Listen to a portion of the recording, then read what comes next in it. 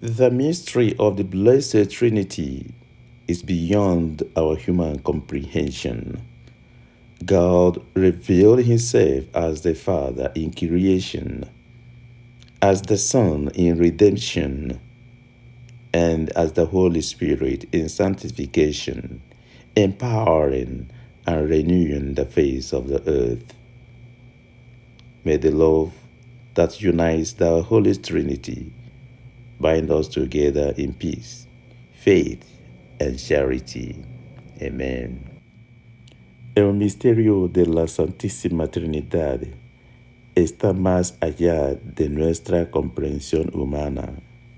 Dios se reveló como Padre en la creación, como Hijo en la redención y como Espíritu Santo en la santificación, fortaleciendo y renovando la faz de la tierra.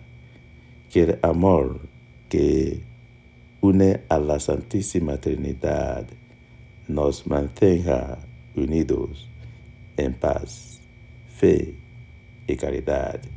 Amen. Ihe omimi nke atọ n'otu dị ngọzi karịrị uche mmadụ nghọta.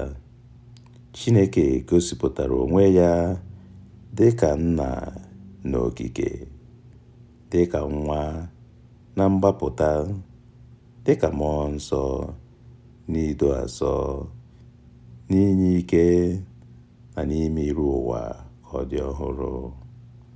Ka ịhụnanya nke jikọrọ atọ n'otu dị ngọzi jikọta anyị ọnụ n'udo, n'okwukwe na n'ịhụnanya. Amen. Dios te bendiga. Chineke gọzie gị. God bless you. Amen.